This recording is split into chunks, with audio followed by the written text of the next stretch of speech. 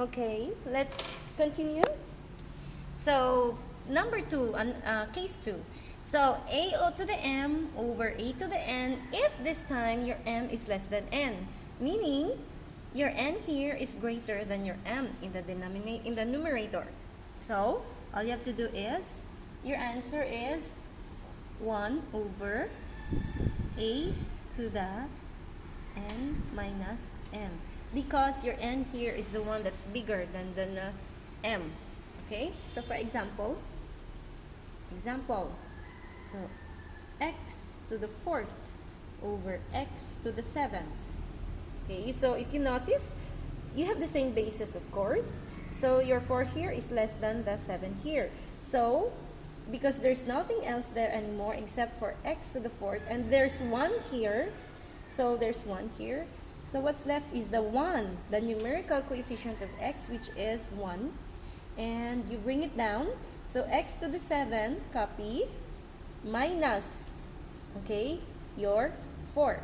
So your answer would be 1 over x to the 3rd. Alright? Let's have another example. Same case. Example number 2. Miss, what if you have this? So that's number 1. Example number 2. So say for example, 3x to the 5th over 6. So x to the 7th. Alright? So you still work on your what do you call this? The numerical coefficient, right? So 3 divided by 3 will give you 1, and over, hold on, Miss, why did you divide 3 by 3? Because you have to simplify your fraction. There's a number that can divide both the 3 and the x, and the 6, and it should be the GCF, right? So which is 3. So 3 divided by 3 equals 1.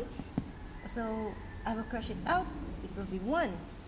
I will crush this out. It will become 2. So 6 divided by 3 will give you 2. And then this goes down.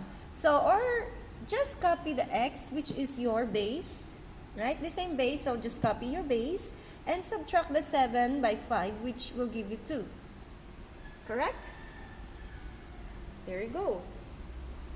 So your x in the numerator is gone, right? Hold on. Let me have it. Another example.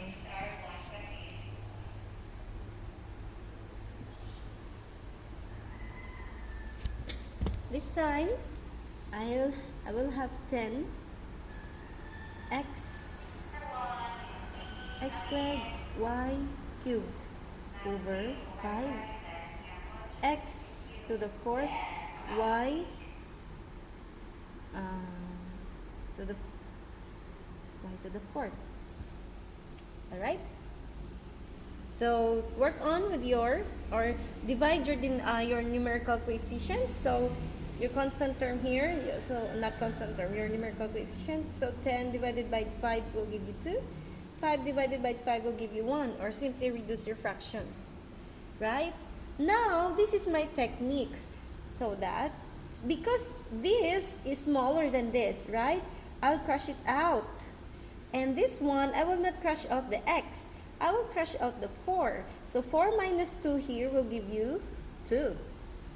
And this one is smaller than this one in the denominator. So I will crush out this y cubed.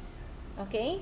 And then I will not crush out the y because I still have y. So 4 minus 3 will give me 1 as my exponent.